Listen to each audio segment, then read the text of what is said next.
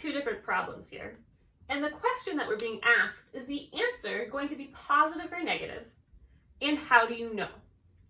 So we don't actually have to do the problems. We just have to figure out if they're going to be positive or negative. Thank goodness, because check this one out.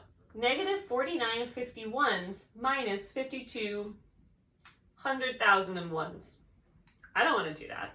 But I can use my logic to know if it's going to be positive or negative without having to do it at all. So the first thing we want to do is rewrite this as if it were addition, because it is addition. Subtraction is just disguised addition. So this is the same thing as, I'm going to write it in blue so you can see, as negative 49 over 51 plus a negative 52 over whatever this number is. So now we have a negative plus a negative. And this is when you need to remember your rule. Or think about a number line. And remember, when you're adding a negative and a negative, the answer has to be negative. Because you start at 0, you go to the left on the number line, then you go to the left even more for the second negative number.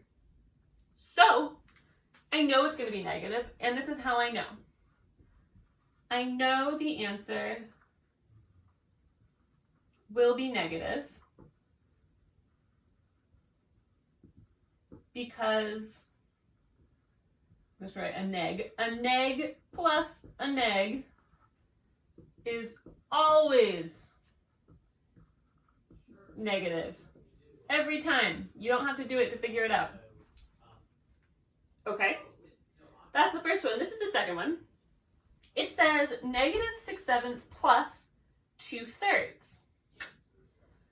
This was not as easy because we have a negative plus a positive, which I know that sometimes that's negative, sometimes that's positive.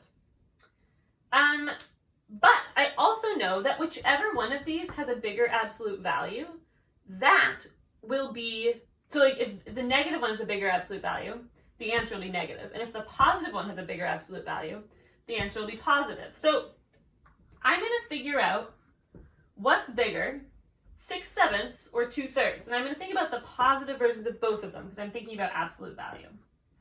So here's my number line. I'm going to plot 6/7 on my number line. So I have to split this up into 7ths. Haha, I can do this. Maybe. 1, 2, 3, 4. Wow, that was amazing. 1, 2, 3, 4, 5, 6. That's 7ths.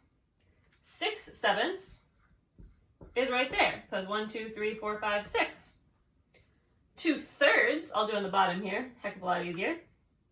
2/3 is right here.